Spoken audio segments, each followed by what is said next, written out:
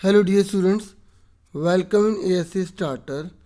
Dear students, आज मैं आपको वर्कशीट नंबर 26 करवाने जा रहा हूँ। और ये जो 26 वर्कशीट है ना, एससीईआरटी के द्वारा जो पठन अभियान चलाया जा रहा है, जिसमें हम गतिविधि पत्रक पढ़ रहे हैं, ठीक है। और मैं आपको बता दूँ कि ये जो गतिविधि पत्रक है ना, ये आपकी क्लास 6 से लेकर 8 क्लास सभी स्टूडेंट्स के लिए है। और अगर आप ठीक है हिंदी की कॉपी में कर रहे हैं तो आपको हिंदी की कॉपी पर करना है, ठीक है। अगर आपने एक ही कॉपी बना रखी है तो आप सब्जेक्ट लिख के हिंदी लिख के फिर स्टार्ट करेंगे, विद्यार्थी का नाम और शिक्षक या शिक्षिका का नाम आप जरूर लिखेंगे, ठीक है। ये आपकी एक कहानी दी गई है यहाँ पर। फिर उसके बाद यहाँ पर आपको 4 क्वेश्चन दिए गए हैं, ठीक है। मैं बाद में जब समझाऊंगा ना तो 4 क्वेश्चन के आंसर आपको पूरे प्रिंटेड फॉर्म में दिखा दूंगा, ठीक है।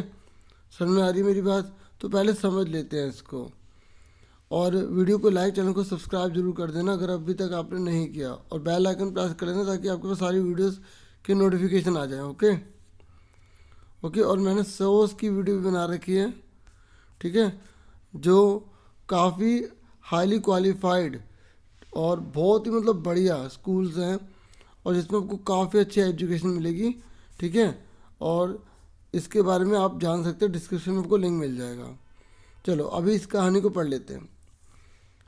नीचे दी गई कहानी को ध्यान से पढ़िए और नीचे दी गई गतिविधियों को पूरा कीजिए। जैसे प्रतिभा विकास विद्यालय थे ना, तो अब इनका नाम बदल के हो गया है, और स्कूल ऑफ एक्सीलेंस का नाम बदल के इनको कर दिया गया है, ठीक है। इसके अंदर क्योंकि बहुत सारी नई चीज़ें ला दी गई हैं जो मैं आपको सोच कर बता रहा था। अब इसे पढ़ लेते हैं। किसी घने जंगल में गिद्धों का एक झुंड रहा करता था, मतलब समूह रहा करता था। उनका पूरा झुंड एक साथ उड़ान भरता और साथ में ही शिकार करता था, ठीक है। एक बार वो सभी उड़ते उड़ते किसी टापू पर पहुंच गए। पता है ना टापू किसे कहते हैं? जैसे ये एक ज़मीन है और इसके चारों ओर पानी पानी है, उसे टापू कहते हैं। वहाँ बहुत सी मछली और मेंढक रहते थे। उन्हें वह टापू बहुत अच्छा लगा। उनके खाने पीने और रहने की सारी सुविधाएं उस टापू पर मौजूद थी। भाई इतना कुछ खाने को था, मछलियाँ और मेंढक, तो उन्होंने कहा हम कहीं और क्यों जाए, मज़ा आ जाएगा यहाँ पर, तो खाने पीने को हर चीज़ मिलेगी, है ना। और सभी गिद्ध उसी टापू पर रहने लगे। अब उन्हें शिकार के लिए कहीं जाना भी नहीं पड़ता था। सभी बिना किसी मेहनत के भरपेट भोजन करते और उस टापू पर आलस में जीवन जीने लगे। फिर क्या हुआ? उसी झुंड में एक बूढ़ा गिद्ध भी रहता था, ठीक है। और अपने साथियों की आलस भरी दशा देखकर उसे चिंता होने लगी। वह गिद्धों को कई बार चेतावनी भी देता कि मित्रों, हम फिर से शिकार के लिए उड़ान भरनी चाहिए, ठीक है। हमें फिर से शिकार के लिए उड़ान भरनी चाहिए ताकि हम अपनी शिकार करने की कला को भी मजबूत बनाए रख सकें। अगर ऐसे ही आलस करेंगे तो एक दिन हम शिकार करना तक भूल जाएंगे। इसलिए हमें जल्द ही अपने पुराने जंगल में वापस जाना चाहिए। और सुनो आगे क्या हुआ। उस बूढ़े गिद्ध की सलाह सुनकर सभी गिद्ध हंसने लगे और यह कहकर मजाक उड़ाने लगे कि ये हमें आरामदायक जीवन छोड़कर जाने की सलाह दे रहे हैं। इस प्रकार शेष गिद्धों के झुंड ने उस टापू से जाने से मना कर दिया। इसके बाद वह बूढ़ा गिद्ध अकेले ही वापस जंगल में लौट गया, ठीक है। फिर क्या हुआ? कुछ दिनों के बाद उस बूढ़े गिद्ध ने सोचा कि बहुत समय हो गया, चलो उस टापू पर जाता हूँ और वहाँ पर अपने साथियों से मिलकर आता हूँ। वह बूढ़ा गिद्ध जैसे ही उस टापू पर पहुँचा, वहाँ की दशा देखकर वह हैरान रह गया। अरे ऐसा क्या हो गया? चलो सुनते हैं। वहाँ का दृश्य बहुत भयावह था, मतलब डरावना। फिर क्या हुआ?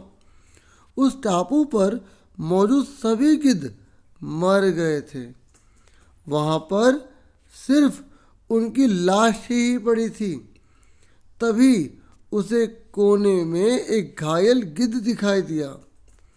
वह उसके पास गया और वहाँ की दशा के बारे में पूछा, तो उसने बताया कि पहले तो हम बिना मेहनत के भरपेट भोजन करते रहे, किंतु समय बीतने के साथ ही इस टापू पर मछलियाँ और मेंढक कम होने लगे। धीरे धीरे वहाँ भोजन समाप्त हो गया। क्योंकि हमें बहुत समय से ऊंचा उड़ने का अभ्यास नहीं रहा, तो हम शिकार करना भी भूल गए। इस प्रकार भूख से हम एक एक कर मरने लगे। उस घायल गिद्ध की बात सुनकर बूढ़े गिद्ध को बहुत दुख हुआ। निराश बूढ़ा गिद्ध वापस अपने जंगल में चला गया। ठीक है, अब ये क्वेश्चन है, इन चारों के आंसर आप अच्छे से देख लीजिए। ठीक है, स्टार्ट करते हैं आंसर।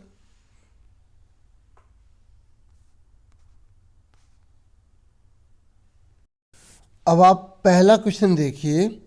दी गई कहानी में जिन शब्दों को पढ़ने और अर्थ समझने में कठिनाई महसूस हुई, उनकी सूची बनाकर अपने घर के सदस्यों या अपने शिक्षक शिक्षिका से उन शब्दों के अर्थ और उच्चारण सीखिए तथा अभ्यास कीजिए। देखिए, अगर आपको पैसेज में और भी बहुत सारे शब्द समझ ना आए तो आपको वो भी सीखने हैं। और केवल आप ये मत कीजिएगा कि ये जो मैं कर रहा हूँ इसको कॉपी और पेस्ट कर दिया, अगर आपने इन्हें याद नहीं करा तो बेकार है ना फिर। ठीक है, तो यहाँ पर मैंने कठिन शब्द अर्थ लिखे हैं। ठीक है, तो आपको एक एक शब्द अच्छे से पढ़ना है। ये रीडिंग कैंपेन चल रहा है। अगर आपको हिंदी के शब्द सही से नहीं आएंगे तो फिर एग्ज़ाम में कैसे करेंगे आप। ठीक है, अब नहीं तो फ्यूचर में तो होंगे ही। तो ये झुंड लिखा है, समुदाय मतलब ग्रुप, सुविधाएं अच्छी व्यवस्था, आराम, मौजूद मतलब हाजिर, उसका उपलब्ध होना। गिद्ध क्या एक बड़ा शिकारी पक्षी है। दृश्य मतलब जिसे देख सकते हैं। ठीक है, अपने आँखों से जैसे आप देख रहे हो ना वो। और मित्रों मतलब दोस्त। ठीक है, अब हम अगले क्वेश्चन की तरफ बढ़ जाते हैं। देखिए, अब जो नेक्स्ट क्वेश्चन है ना ये है, यदि आपको बूढ़े गिद्ध से कुछ सवाल पूछने होते तो आप क्या पूछते और बूढ़ा गिद्ध उन प्रश्नों के क्या उत्तर देता। ठीक है, कोई 3 सवाल बनाइए और उनका उत्तर भी लिखिए। तो ये आपका क्वेश्चन दे रखा था, तो आपको इसके आंसर में क्या करना है, आपको क्वेश्चन आंसर बनाने हैं। ठीक है, तो पहला, बूढ़े गिद्ध तुम इतना आरामदायक जीवन छोड़कर क्यों चले गए। क्योंकि आरामदायक जीवन जीने से हम आलसी बन सकते हैं तथा मैं आलस भरा जीवन नहीं जीना चाहता था। ठीक है, आप कुछ भी 3 प्रश्न बनाकर छोटे छोटे उसके आंसर भी लिख सकते हैं, बड़े बड़े भी लिख सकते हैं। ठीक है, आपको अंदर अपने क्रिएटिविटी जगानी है। ठीक है, ये वीडियो आपको गाइडेंस के लिए पूरी बनाता हूँ, सारे सॉल्यूशन आपको दिखाता हूँ। ठीक है, आप इनकी हेल्प लें।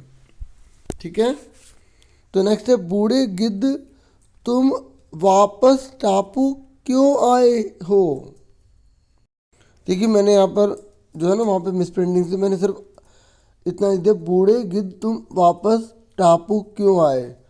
तो आप लिखना, मैं अपने मित्रों से मिलने के लिए टापू आया था। ठीक है, फिर नेक्स्ट, बूढ़े गिद्ध तुमने घायल गिद्ध की मदद क्यों नहीं की।